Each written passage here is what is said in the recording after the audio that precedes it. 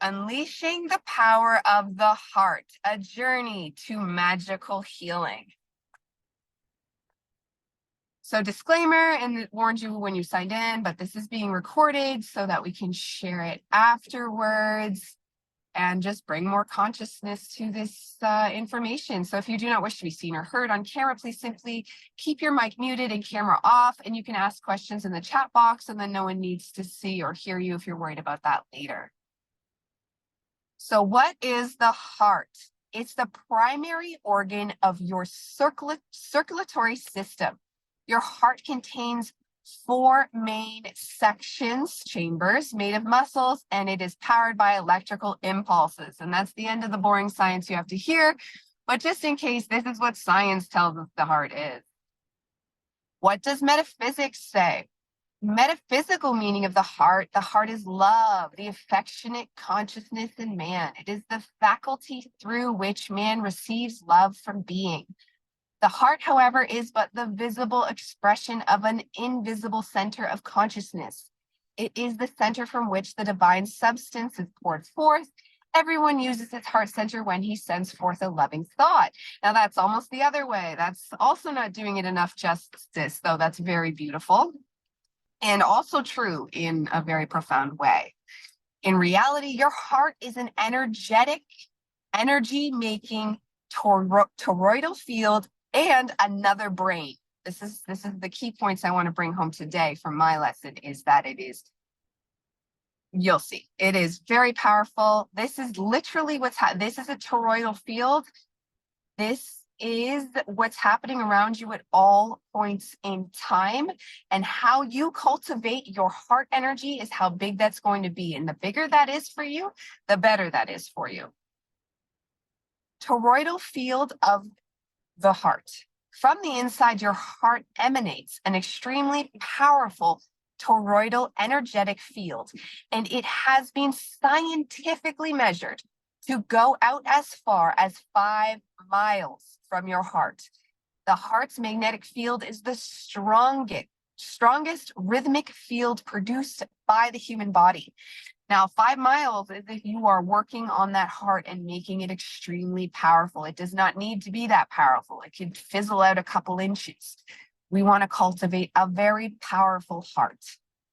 This is just very blurry images of toroidal fields. It's another lesson we could do down the road, because they make up all of existence and extremely powerful, and that's where your apple comes from in all of mythology.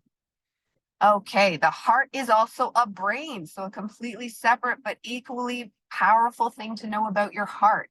Between 60 and 65% of its cells are neural, identical to those present in the brain. Energy information that vibrates flows constantly between the heart and the brain. And we have a beautiful little cartoon to show that there. The heart has healing powers. All energy contains information, and all cells are energetic. The heart's internal signal is stronger than any produced by other parts of the body. This is due to the fact that it is more intense of a signal because the cells of the heart are more tightly organized. They're extremely squeezed together in a space where usually there's more space in an organ. The heart is unlike any of our other organs. It is incredible. And that's just a little diagram of the cell and showing the little energy that pops out of every cell. So that's showing scientifically is proven that every single cell in your body is an energy producer. And this is just a way more magical image of the energy of your heart, which we never want to let go of or forget. Recent work in relatively new fields of neurocardiology has firmly established that the heart is a sensory organ and an information encoding and processing center with an extensive intrinsic nervous system that's sufficiently sophisticated to qualify as a heart brain. Its circuitry enables it to learn, remember, and make functional decisions independent of the cranial brain, so independent of your actual brain. To everyone's surprise, the findings have demonstrated that the heart's intrinsic nervous system is complex and self-organized. Its neuroplasticity, or ability to reorganize itself by forming new neural connections over both the short and the long term, has been well demonstrated. And that's coming directly to the Heart Math Institute, which, if you can't tell, a lot of this presentation comes from them, because they are the ones on the ground doing the actual scientific research to prove these things about the heart, because a lot of your mainstream science doesn't want to bother. They're like, oh, that's wishy-washy, let's not do that. Meanwhile, look at this. This is accurate. This is what's happening in and around you at all points in time. I think that's pretty vital to know about and to maybe teach people so that they can make a better life, literally from living out of the heart. So scientists have also discovered that the heart holds long and short-term memory, and it can also predict the short-term future. If you ever get a sudden feeling of dread or excitement, it could be part of the early alert system from the heart. And again, this has been proven, and I don't think I have it in here, but they've done images where they and I'm sure you've all heard this, because if you look into metaphysics, it's one of the first things that come up, one of these very popular studies that they've done, and they've proven time and again, that if you show people a series of images, so gross ones, good ones, gross ones, good ones, the heart will react before it sees the picture of the good or the bad. So that's telling you the heart is deeply involved in your direct future. So tuning in is to your advantage. Okay. In short, the heart has neurons and creates its own thought patterns. Not only does it think, but it is the boss of the brain to a large degree. You lead from the heart. We always hear this thing from the heart, lead from the heart, for real. This is why we want our heart centers to be activated in a positive way. How can we use this information? Heart coherence creates the ability to achieve proper discernment, which is vital for a spiritual awakening. Due to the fact a balanced heart is a balanced mind, you can think clearer and act accordingly. This is why we don't sin. This is why we stay pure. A pure heart is a pure life, because the heart is actually the lead in this show we call humanity. It is the source of us. It is the projector of our reality. Whatever the heart thinks it feels is what we are. This is why the head voice is a minor character, or it needs to be treated as such, because we don't treat that head voice like it's a minor character. That's the biggest problem with most of us today. That head voice is a minor character. That ego, it is the voice we hear in our inner ear, because for whatever reason, the heart doesn't seem to have a voice we could obviously hear. This is true. This is why we want to work with the heart, because it does talk to us. It's just way more subtle and hard to hear. So we want to work on that for sure. But it is there. We just have to attune ourselves to it. The heart is the closest thing to our actual soul. It holds the key to all of our extra human potential, to the next evolutionary leap. It's the answer and it's the price, because when we work with it, you're going to feel the pain of it, and you need to learn to feel the pain of it. This is why, like in Buddhist religions, they teach you to suffer, because being able to empathically work through that pain in your heart by feeling it, not eating it away, smoking it away, drinking it away, you have to feel it. You're going to cleanse it for yourself and the world, and that's going to make your heart stronger. Keep and cultivate a pure heart, and the rest will be taken care of for you. Everything will manifest from love. Peace will be on earth when we all live from the heart. This is a skill you can easily accomplish. Shockingly easy when we can fully comprehend the gravity of this realization. The heart is the voice. The heart is the watcher. The heart is the part of the soul that is here for its mission. The rest of us are just here to help. So listen to it closely and follow its silence, but understandable instructions that come in the form of knowing and intuition. So this is that working that muscle out, because it will give you knowings. It will give you sometimes tiny little visions. What I find is it'll give me memories. It'll give me a split second of a memory, and to be like, wait, why am I remembering this? And it's trying to tell me, do what I did there or don't do what I did there. So again, it's really, really getting used to the way it talks, but you do get used to it. It's just weird and subtle for anybody. If anybody told you how they listen to their heart, they'd be like, that's silly, that's not true. But it is, because it's true for everybody individually. Their heart speaks to them in their own unique language, which is very beautiful. Whereas the ego brain voice, that's kind of the same for everybody. It's going to be, I'm the best, listen to me, blah, blah, blah. We all know the story there. And even when you can't hear it, you can easily assume it would pick the path of the highest joy for all. Love, love, and more love. The more love you have and express, the more it will shine back on you and glow internally from you. So this is just another image there. Remember at the beginning, I was saying how if you are in fear, you're going to have a tiny little love thing, because fear is the polarity of love when you're talking laws of polarity. So fear would be your very opposite. And the thoughts which most of us lead our life from are fear-based, because we're tiny little humans that can be easily crushed and killed. So that's not nothing to live from fear. It's not nothing to get stronger and experience the pain of, yes, I might be killed today, but that's okay. And still live, I know you can't see me pointing, but from that place of love, because that is where you're going to have a strong field. And ironically, you'll actually be safer and be less likely to be crushed and killed if you're from that place of love, right? That's going to have people agreeing with you that wouldn't have otherwise agreed. That's going to have people saying yes when they wouldn't have said yes. That's going to have people not go psycho when you're in a Walmart because you're there and they can feel the love presence of your heart shining out to them. That is beyond powerful. That is real life magic we are dealing with here, and this idea of the heart and its love powers. So we definitely want to always be working and thinking of these little diagrams here. And where are we coming from? Are we coming from love, or are we coming from fear? The all is mind, but mind isn't just the brain. The mind that is the all leads with the heart.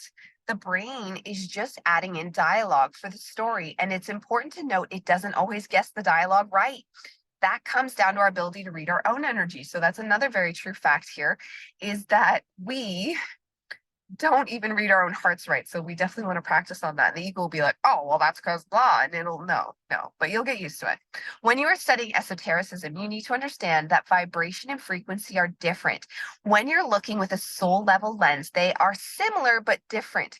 Frequency is more permanent, and frequency is the state of your heart and soul. So that is that, diagram from earlier here. That's your frequency right there. And you want a very, very, very powerful one, so that your life will thereby become more powerful and more more effective. You will be more effective when your frequency is higher, and your vibrations will get there. Frequency is not so quickly changed, whereas your vibration runs off your instant thoughts and words based on your mood and emotions of the state of the cosmos on your specific day or outside influences. All these things are going to affect your vibration in a very short-term way. So your vibrations will affect your manifestations. So you can manifest darkness or light based on your vibrations. And it's what you're going to use when trying to manifest actual material wealth for the most part. However, your frequency is what's going to dictate your overall life. So that'll play a part with monetary value as well. And how protected you are by the divine. You want to have a very strong frequency. And to up your frequency, you need to specifically work on cultivating a pure and loving heart. And this will naturally raise your vibration on a day-to-day basis, but will also build you a strong and vibrant frequency. So your vibration is powerful. You do want to worry about your vibration, but it's very short term. This is yet another profound reason why we focus on the heart. It is a direct connection to source, your frequency. It is also what our reality is projected out of. So what your frequency is, that is your reality. So what your heart is, that is your reality. So if you want a pure and successful life, have a pure and successful heart.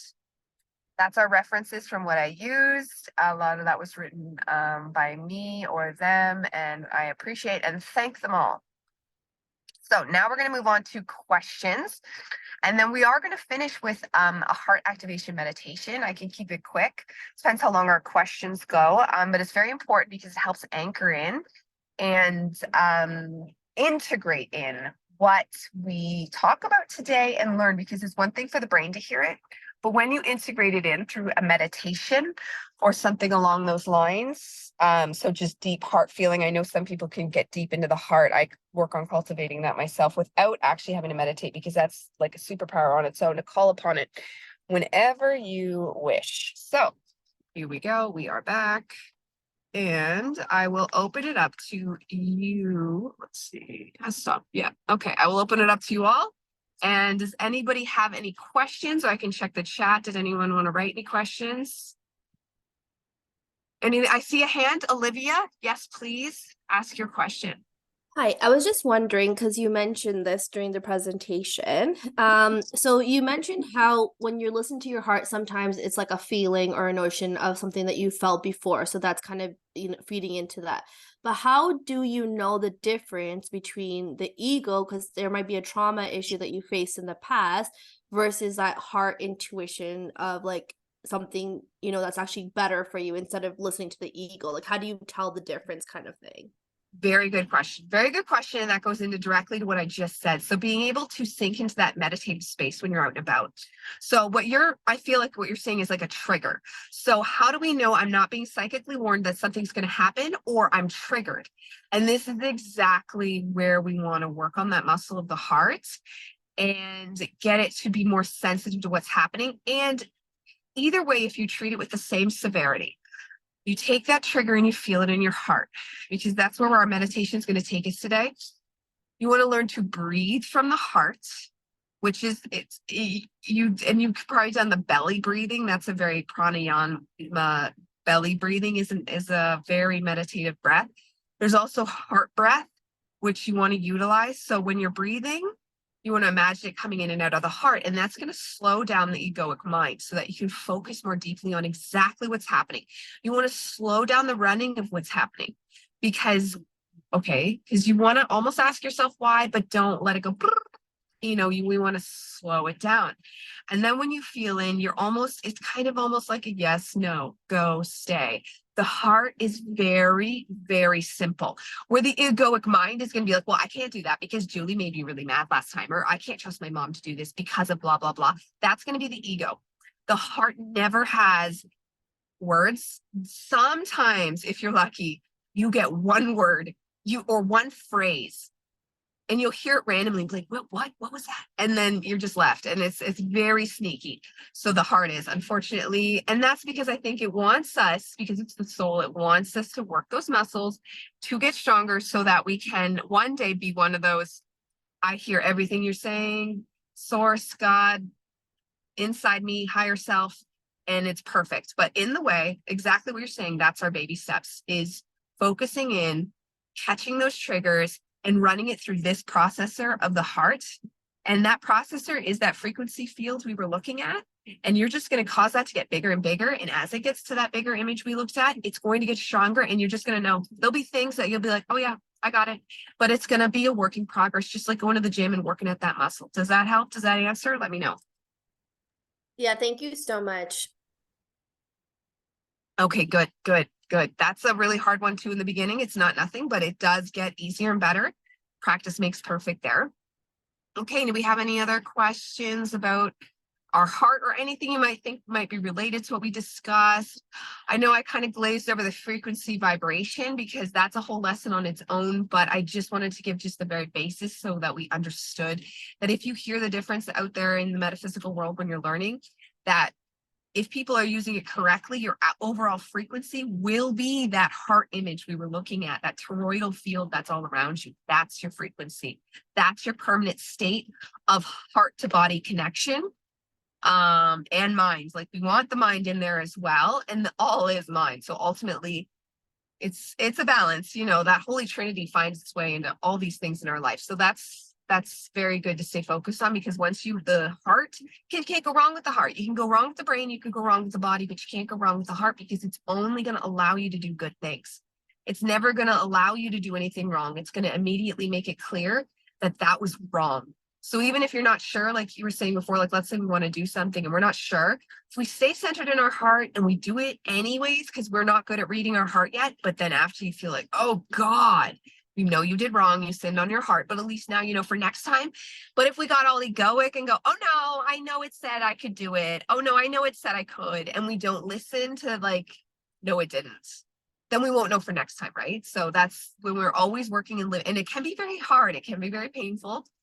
You'll find you'll cry easier, you'll cry more, and it's embarrassing. We've been led to go, no, you better be tough, you better not cry, you better think twice, I'm watching you, right, Santa?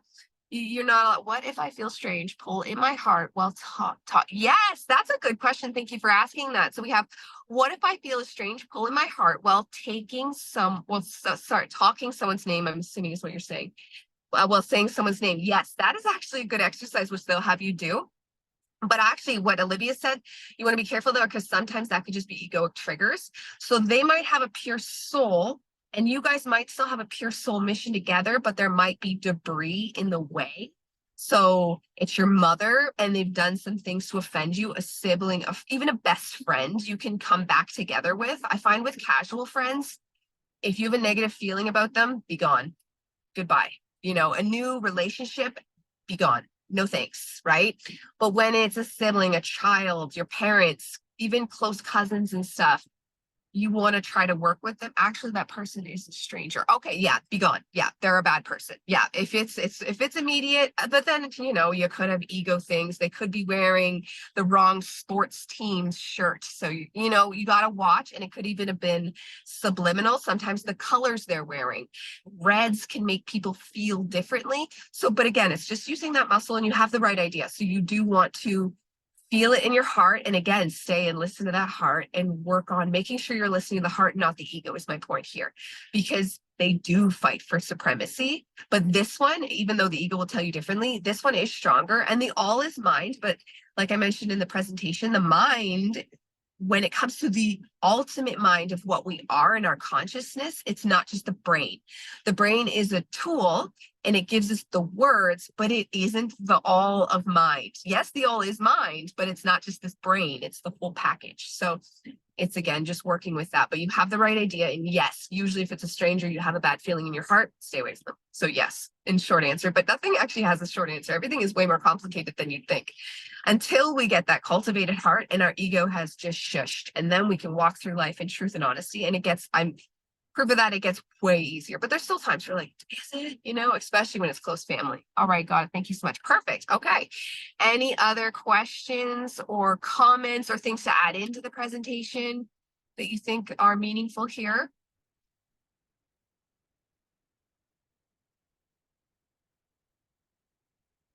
Okay. All right. I'll take that as a good sign that we got all clear. So that leaves us time for a good meditation. I mean, technically we want to do, well, there we go. Okay, got another question. We'll get that in there. What daily practices are good for connecting with the heart? Well, what we were going to do, and we're going to do today before we close, is meditating. Meditating is your number one thing. But then once you get really good at meditating, you can take that into other things. So meditating, we'll do that today. If you've never meditated before, deeply get into it. And one thing I was going to mention before meditation, and this will help you know that as well, is when you meditate in a group, we all have to focus together to stay on point with the meditation, so we're not distracted and we can go as deep as possible. But what daily practices are good for connecting with the heart? Well, just that. So you can also meditate by yourself, or you can meditate with the people in the house that you live with. Or if they don't want to meditate, which I'm very familiar with that, you meditate, but keep them in your heart as well, so that you can pull them in with you, and that can strengthen your meditation. But you don't want to do it if they're very negative. You only want to do it if it's like a spouse and they're just neutral and they're not like kind of not very busy right now, so you can still focus. And definitely your children, if you have them, you can pull them into that space, and that's going to actually help you work your own heart muscle. That muscle is a muscle, and you want to work it as much as possible. So that's going to start with things like meditation. Affirmations are very good as well, but that's where you can help practice to get into that meditative heart opening space anytime, anywhere. And meditations are great to say. What you want to know how I specifically say my affirmations? Getting in the meditative space. Deep breathe, deep heart breath gets you there. Okay, you say once out loud. So I am amazing. Then you say it in your head in a mirror. That's a good idea. Look yourself deep in the eyes. Agreed. Say it in your head. And then I imagine it sucking into a vortex. So literally look behind me. The cosmos and then an open like black hole swirling toroidal field vortex in the middle, like it's going into my soul. So I am amazing on the in breath. But then on the out breath, I power it out like I'm shooting it out over that earth, going, I am amazing, shouting that down on the earth. So I've said it in 3 different ways because they always want to do things in 3s, 6s, and 9s. So 3 different ways, and then it just feels, and then you feel it click with your soul. So that's a good exercise there. It's all different exercises. And when it comes to that, it's what works for you, but really meditation is what it comes down to. But there's some people that get all like meditating for 3 hours a day. And I don't know why I'm not connecting, because you're not connecting your real life to your meditative life. So you want to find a million different ways to take your real life and put it in your meditational life. So tips and tricks on that are kind of personal because it depends on your life. For me, driving, I always am playing things while driving to get it, because you go into a different brainwave state while you're driving. So that's just another little, I'm all about the cheats and the hacks to get into that brain. Okay, and then so that's a daily practice. Do you want more daily practices? Because those would be the most important ones I would start with. And I mean, obviously saging, but that's kind of a physical thing to do, just constantly for energy debris that's always going to be around us. Okay, any other questions on or around the topic of consciousness? Okay. Okay. So I don't use Zoom on my computer, and the only way for me to seamlessly load onto the computer is, well, to use the computer. So I'm just having music queued up here that I'm going to play very loudly. If you can't hear it, feel free to put on your own. It's just meditative music, but it always I don't actually always even use it myself. I'll only use it if my mind's very, very busy, because I think that's another thing you could practice, is being able to meditate with nothing. I'm in a room, there's no sound, it's just me and myself and I, because that's really hard to learn to sit with yourself in silence and to make yourself be silent, because it'll be like, no, I got to do this tomorrow. I got to do this. I got to do that. And it'll start being, oh no, oh no. It'll start getting to go. But keeping your mind silent with nothing to distract it is a superpower on its own, to just find that place of still, that now space, that silence. So that's something to work on too. But today I'm going to play music very, very loud.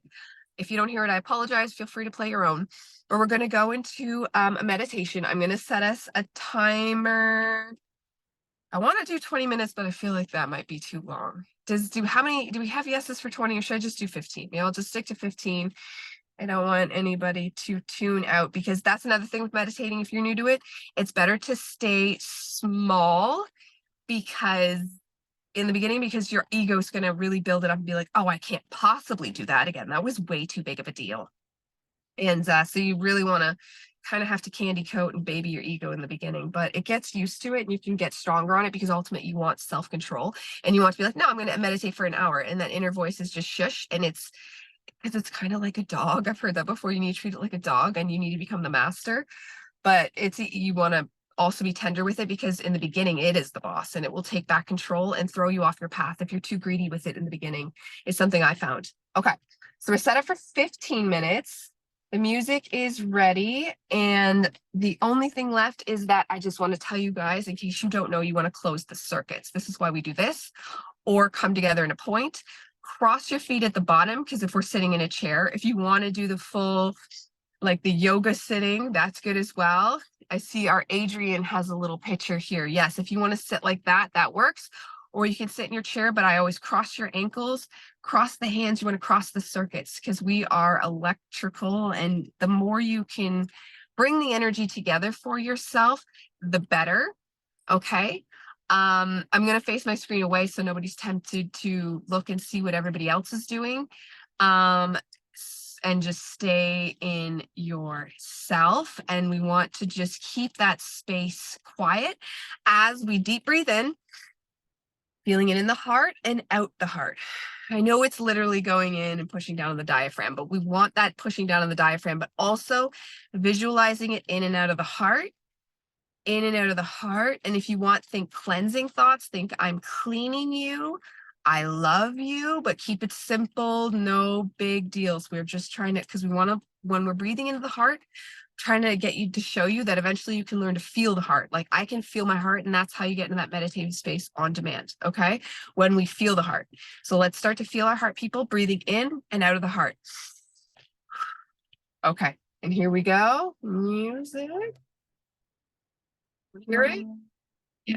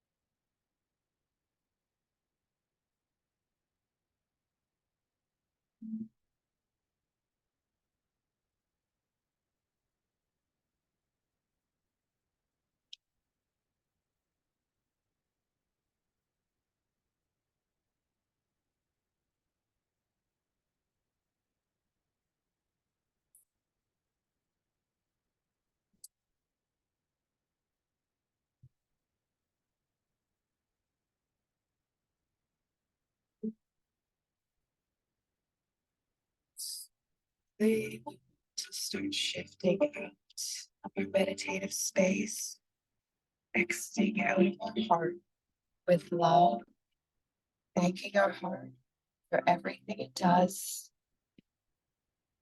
and being at peace within the heart. We take one last big, deep breath, and then we open our eyes.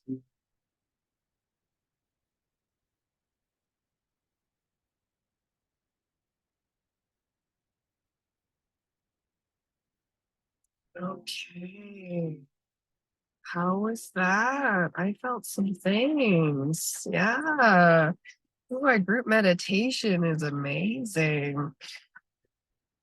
Thank you, everybody. That was a group effort. And I don't know if you felt it, but I certainly did. That was very beautiful. Very beautiful. Did anybody, we're going to close off very soon, but I want to give everybody one last chance in case anything came to them while they were meditating. Did anybody else have anything else they wanted to add or ask? I'll just check the chat quickly. Good. Okay. There's nothing in the chat except gratitude. I appreciate it. Oh, Selena, go ahead. Yeah, can you hear me okay? Yes, I can. Okay. It was beautiful. The meditation was beautiful. One thing that I noticed for me is that I felt my heart was sore.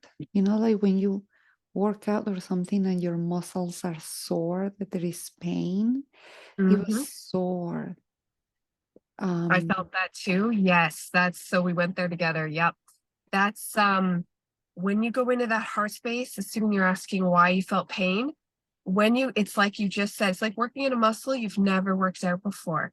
That's when we focus our breathing on that spot where like we did, you open it up to reveal the dirt and the debris that might have been there since you were born. We can start accumulating trauma in the womb. So what you do there is you were cleaning it out, and it might hurt, it might be sore, but that's a good thing. That's you got to that spot. That's like an actually very good thing you got there.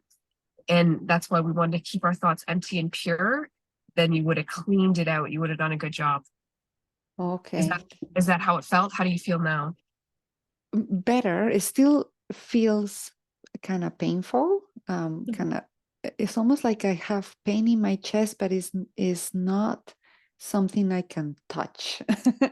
It's a sensation. I don't know, different. Yes.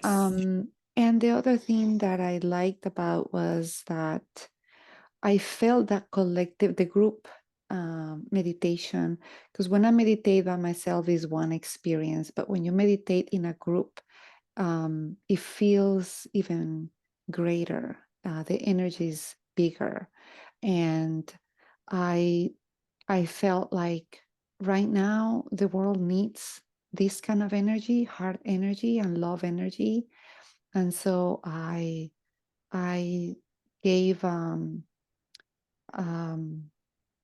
statement or saying, you know, let this energy of this group meditation of love and heart-centered energy to radiate all over the planet and receive, you know, what is needed. And so I feel like when we meditate in a group, it magnifies that frequency, and we could expand it to the world where it's needed the most. 100%, 100%. You're right about everything. When we come together, we create our own collective consciousness among us. And the great thing about that, which is why it's so powerful, because we're putting it up on YouTube for all the other group members to see, and they might have just joined us, even though they're in our future.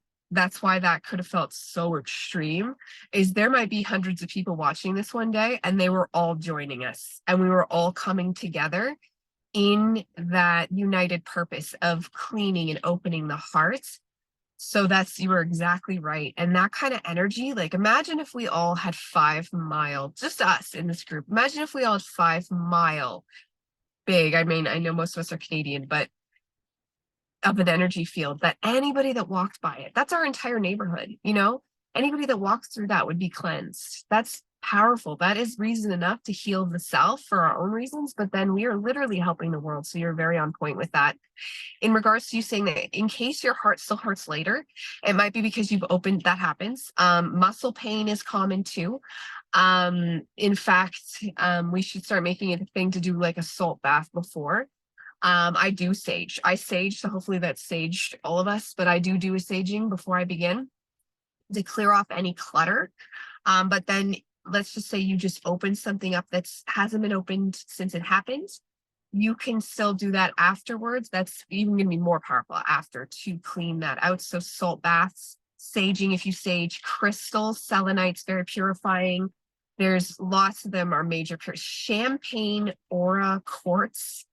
It's very rare, but it's apparently the ultimate purifier. I have it. I don't know. That's my go-to. I love that. Plus selenite because it's endless. It never clogs up. You don't need to worry about it being clogged. Just be careful with the selenite in the bath, but you want it to utilize crystals and the salt baths for clearing out that energy, because sometimes it can get stuck in us when it's coming out to be paid. It's not long term. You're good. You did the right thing. But if you want to clear that up faster, you can always go back into meditation, but like salt baths, crystals, that's going to help that speed up. And then did you have any other questions or concerns? No, that was it. Thank you so much. Oh, thank you. Thank you. That was very great. I love what you said there. And then we have another question here. I have a question. What if I went through a spiritual awakening after meeting a stranger? Oh, like they caused you to spiritually awaken. Yes, that's very powerful. I've once said before, which made the group laugh, that that's one of my goals is I want to be like that Jesus, Gandhi, Buddha superpower. And we like know Jesus had that power to be like awake. Awake. Do you want to be done with your trauma? Awake. And just by being around people can awaken you if they are that awakened. Or sometimes they're so dark, it can push us to our light. Usually it's their light, and their light brings us light, and it can help spark awakenings. This is literally what I hope to do is every little thing you hear, and even now, we're never done awakening. We're never done. We could even switch to the fifth dimension and we're still not done, because until you have returned back to God's source and when you're just part of the whole game again, you're still awakening. You're forever awakening and heading up. So is that person important to me? No, not necessarily. Now, I'll tell you right now, though, when I met, it depends. I'd have to feel the ping you felt, because when I met my husband, we pinged. I know that's cheesy, but it's true. We pinged. We literally saw each other from across the room, and there was a spark. And this is back when I was an atheist. So there was a spark and a whoa. And we both knew there was magic. And we just knew it, even though we've always told that story to people. And that was almost 17 years ago now. So that's very real. So it could have been the love of your life. It could have been someone you knew in a past life. This kind of stuff can get very complicated. And there is people that kind of stay lost in the what is this, what is that, what is this, what is that. We kind of want to, you want to do that in a short term, but then you want to take it away and not get obsessed or stuck on it later. So meditate into the spot and try to recall the feeling you felt when you saw that stranger. And then ask the heart space, put it in that heart space, breathe it in, breathe it out, breathe it in, breathe it out, because you can actually get a lot of answers. Put that stranger in that heart space and find out. If it turns, dark, it's probably a dark reason. It could be neutral. So it could be someone you used to know, someone you're going to know in the future, like past life stuff, because all time is at once, right? It could be many, many things, or it could just be that they're an awakened soul. They could have a contract to shoot you some awakening energies. That kind of stuff can get really complicated. So it's good not to obsess, but it's normal to wonder why, because that kind of stuff is very powerful. And like I said, it happened with my husband, and he's my husband. So, and I wasn't even into magic then. So are they important to you? Yes, but why? Why is the thing that you would have to figure out on your own and feel within yourself of why they're important. And it's not guaranteed to be long-term important. It could just have been to send you some awakening energy. So that could be what their mission was, and they're all good. Maybe you did it for them in the last life, right? So I think that's all on that, unless you had any other questions regarding that. Perfect. Okay, good. Does anybody else have any questions or concerns that they want to address? Any other insightful? Does anyone else want to share what they felt on the meditation? That can be really helpful to clarify. Because when we go through these things together, they're amazing. They're amazing. I've been part of groups where I wasn't the facilitator. I was just one of the members. And you go on some trips together and there'll be people that would be like, I saw a dragon flying in the moon, and be like, that's ridiculous. But then somebody else would be like, oh my God, I saw the same thing. And you're like, whoa. So you can get some. I've even had it with my son. This is silly, but the other day I was about to fall asleep and I saw one of those giant Kinder eggs get taken. And I just saw the eye. I was the eyes seeing the hand take the egg. And then my son in his sleep goes, oh no, my egg. And I was like, okay, I just saw what you were seeing. So this kind of thing can happen in meditation as well, which is nice. And we form a positive energetic group. Yeah, I thought so. I woke up and told my sisters and they don't even believe this stuff. So I was like, oh my God.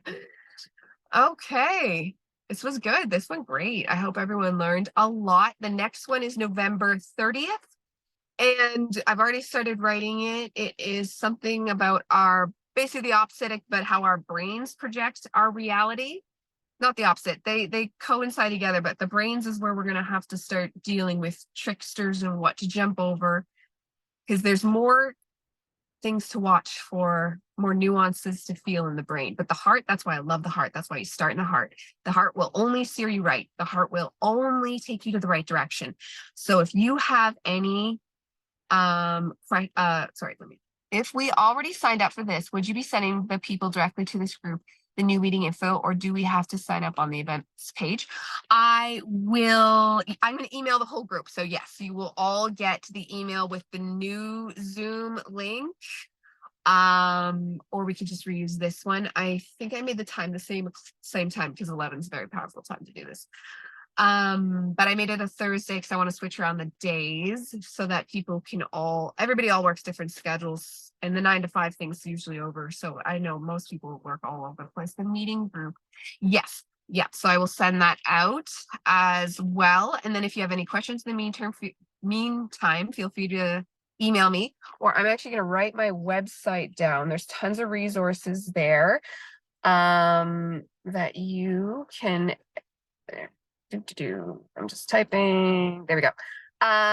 Okay, so there's tons of resources there available to you, and that I've been working on this stuff for years. So we're just this is fresh to pulling it together into live lessons. So, which is a very, very honestly, I just do what I'm told, and I've been pushed to do this for a bit. So here we are, and it's great. I love taking all the things I know and putting them together in a lesson. It's powerful, and I hope everybody felt it.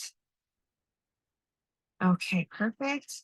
And I'm just going to check the chat box one more time before we say goodbye. Or maybe there we go. Okay, I think we're all good. Excellent. There's my website. Oh, one thing I didn't mention last time is I leave the chat box open. In Zoom, it's just an option, so I do it. Why not? So you can go back, you can check. So let's say you want my website later, you can go get it there. Or if you want to just type stuff in for me to see later, it's an option and it's there. So it should stay open according to Zoom on your thing. Okay. Perfect. And then I will email everyone out the information for the next event, but it is November 30th. It should be at 11 o'clock. And then again, I will record it so you can watch it again after, and you can email in questions if you want me to address it live. Let's see, I think let's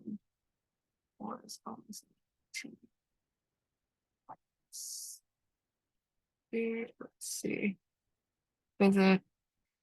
Yep, it sends me right to the website. Okay, yeah, that's my website, which has lots of free resources on it, because I know how everyone always said, oh, if you want to show the universe how abundant you are, just give me your money, and that'll make you more abundant. Yeah, that's exhausting. There's so many people like that. So lots of free resources is my point. Lots. I like to utilize every free resource I can get my own hands on too. So it's always good to have. Okay, perfect. So this was fantastic. I will see you all on November 30th. Oh, you can't. Yeah, I can't see it. Yeah, there we go. Yeah, spiritmomcoaching.com. So www.spiritmomcoaching, all spelled normally, spiritmomcoaching.com. That's what I call myself online, Spirit Mom. So I don't know why I was just told to do that too, because I didn't like the idea of having my name, but now it's just Spirit Mom is its own like beautiful entity, and we're like have a relationship. It's beautiful because she's me, but she's not me. She's sometimes when I'm doing my videos, I say things, I'm like, wow, that's amazing. But yeah, so check it out if you want more of this helpful information. It's less organized. This is me being organized, but it's good. And the more we keep progressing, the better. So I will see you next time. Good luck and blessings to you all. Bye-bye.